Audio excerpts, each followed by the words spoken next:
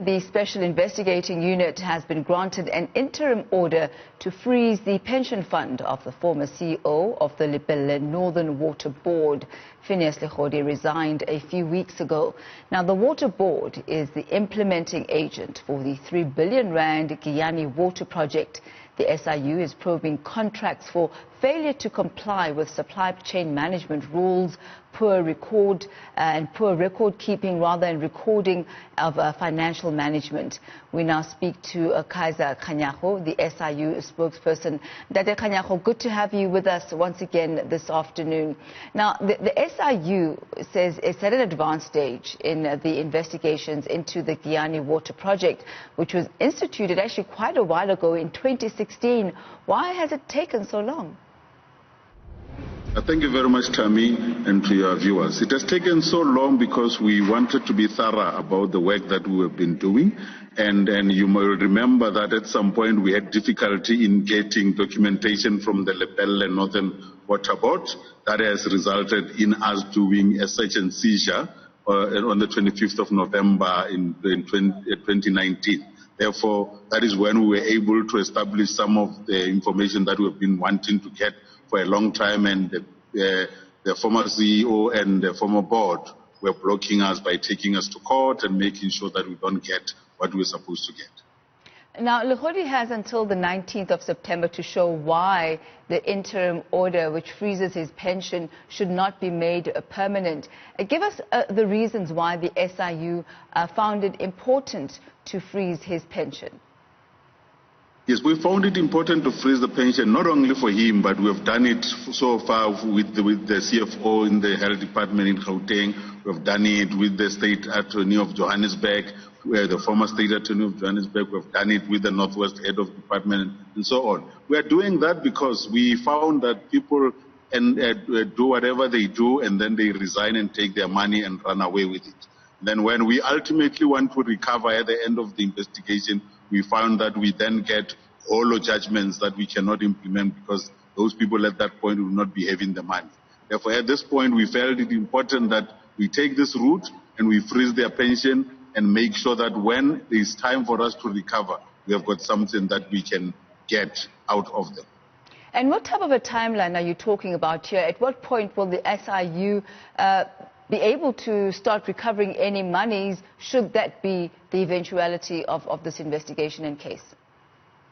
You will understand that at this point we've already declared the contract to be null and void, and because we've already done so, we are now doing what we call the value for money exercise, where we have found specialists to look at what was done and what the monies that were paid, and then once that process is done, we then approach the special tribunal to make sure that we start the recovery process. Do you have an indication, and I do understand that this would be an interim indication of the value of the amount of money that would need to be recouped because the investigations are still ongoing, but can you give us a ballpark figure of what the numbers are looking like at the moment? You will remember that when this contract was awarded, irregularly so, the value of the contract at the time was 900 million.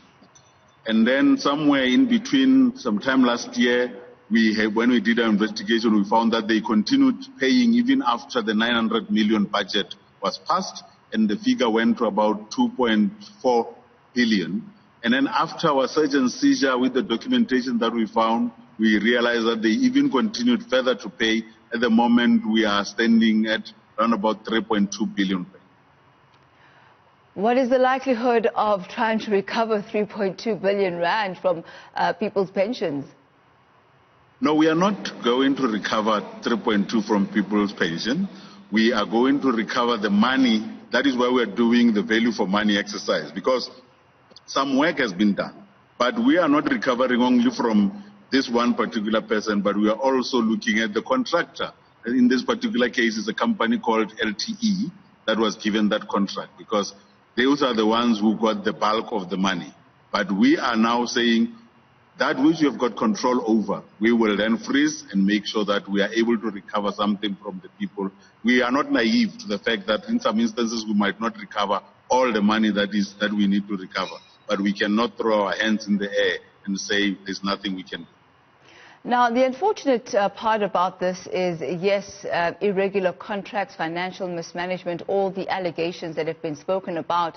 But ultimately, the bulk water supply project has been beset by many delays as well, and including all those managerial maladministration that have been pointed out. But this has left about 50 villages without water.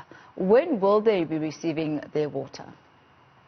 Yeah, unfortunately, that is the work that has to be done by the Department of Water Affairs and Sanitation.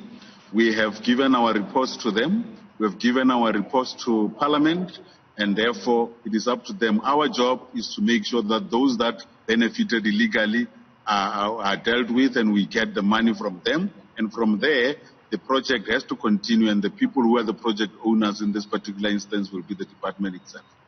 And what is the status of the investigations into LTE, who was awarded this contract? No, that part is already done. We have already declared the contract to be invalid because proper processes were not followed. Therefore, in that particular instance, that's where our recovery is going to be mainly based. That is why we are doing value for money as we speak, so that we are able to then know how much needs to be recovered, and then we then have to start the recovery process. And what then is the next step for the SIU regarding this particular investigation? Which other doors will you be knocking down? No, we almost at the end of this investigation. What we'll be doing now is, once we get that value for money exercise, therefore we start the process of the recovery with the special tribunal, and that will be the end of the investigation. Do you think by the end of the year, early next year, would be the end date? We hope so, but we will never know. With investigations, while we are investigating something new comes up, and we've got to deal with those issues. Therefore, we do not like giving a date to say, by this date will be done, because when that date comes, and sometimes, people are deliberately frustrating you by not being available. When you want to interview them, they get sick and they get 1 month leave and all of those things. Therefore, that becomes difficult for us to determine.